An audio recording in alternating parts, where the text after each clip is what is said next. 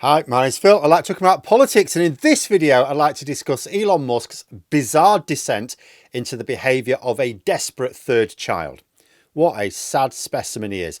Already the wealthiest person in the world, now an undemocratically powerful one. So he should be feeling on top of the world.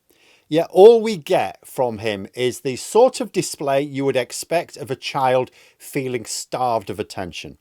He is cutting a very lonely, desperate figure right now, whose corrupt gains seem to be massively overshadowed by his losses. You would even feel sorry for him if he wasn't causing so much damage to people's lives. And there will be a reckoning. But first, for daily news and commentary, please hit the subscribe button to stay notified. So look at this. Look at this. Holding up a badge mocked up to resemble something from law enforcement. If you can't read it, it says the Dogefather on it. He posted the picture on Twitter, so it's not just that he had this thing made as a little office joke. No, he's felt the need to post it on Twitter. Now, what does this look like to you? It looks like a cosplaying child, not someone doing what is supposed to be a serious job of streamlining the federal government. It just screams a desperate need for validation. Like when Trump was supposed to be talking about his job in government a couple of weeks back. Do you remember? There was a journalist trying to ask him questions and he just kept talking about the fact he won a golfing competition. He was desperate for the journalist to acknowledge that he had won a golf contest, despite this journalist trying to ask serious questions about government actions. I often reflect upon the childlike malevolence of Donald Trump. It's like a little goblin.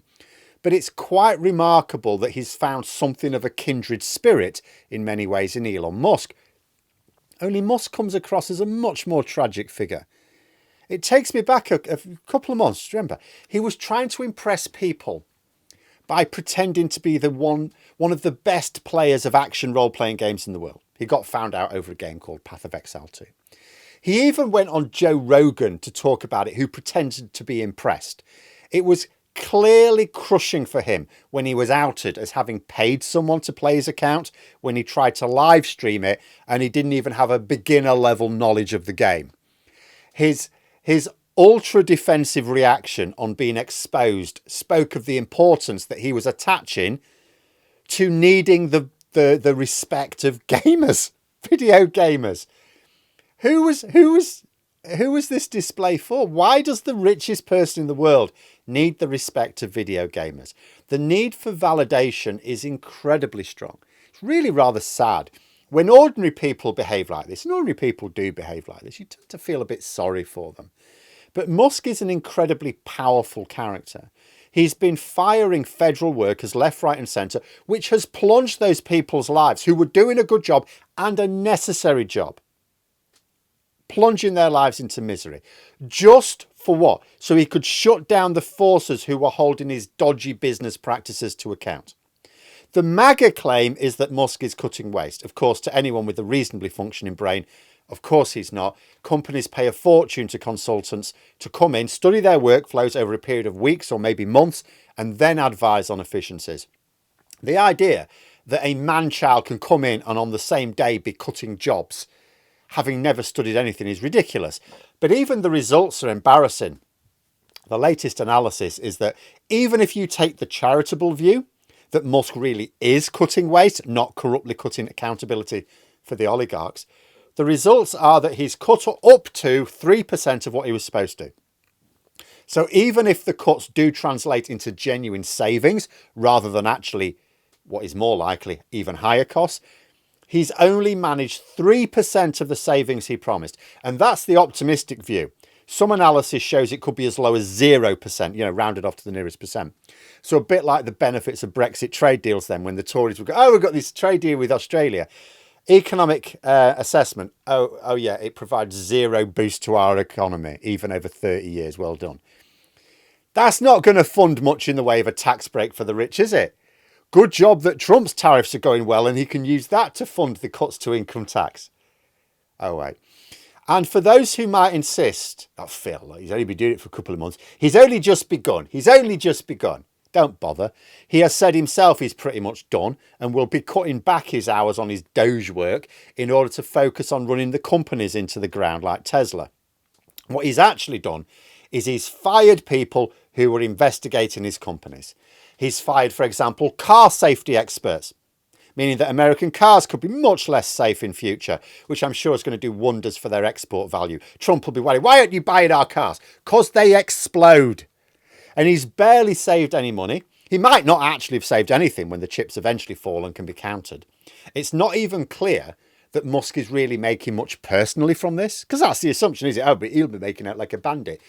I'm not sure he is. I mean, he's taken a hit of what, over $100 billion to his personal wealth in the last few months, yet seems to have corruptly gained, I think, only a few $1 billion worth of benefits himself. And look what he's been reduced to.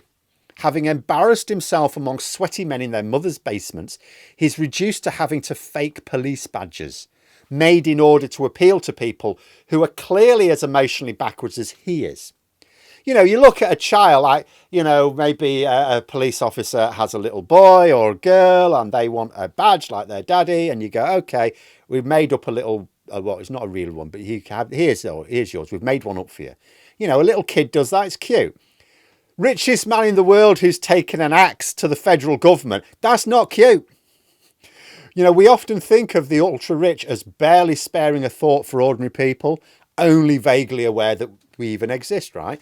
And we never form part of their everyday thinking other than in terms of how they can extract more wealth from us. If anything, Musk's desperate need for attention is actually worse. I'd rather haughty indifference to this sad display. The way Musk is behaving, as soon as America shakes itself off from the current course of fascism, and it will do. I mean, let me be clear about this. There are some countries where sort of fascism seems to hold for the long term, and there are ones where it ends. I think where it tends to last are where a population has very low expectations of their government. Very, very low. Where a population has high expectations of their government, fascism does end. It might take a few years. It might actually not take that long. It might do. It will end. Now, Trump, his age, you know, may finish him off before it ends. He may die in peace. Elon Musk is young enough. He's going to face consequences for this.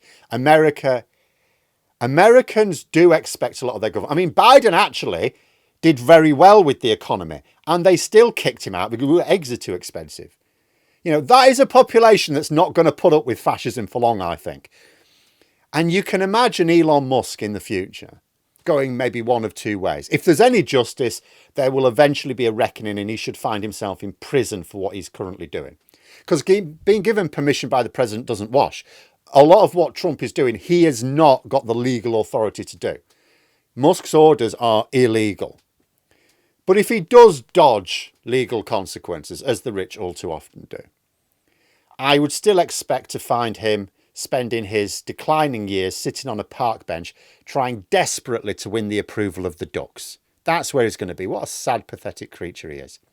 And those of you who think Shakespeare wasn't a pointless chancer will probably be able to identify a character in one of his scribblings that Musk resembles. Let's hear it in the comments below, because I don't think I've ever come across such a pathetic, tragic character as this in any of the literature I've read.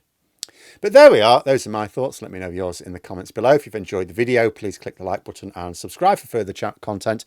If you'd like to support the channel further, you can click the join button for memberships. Thanks for watching, and until next time, I'll see you later.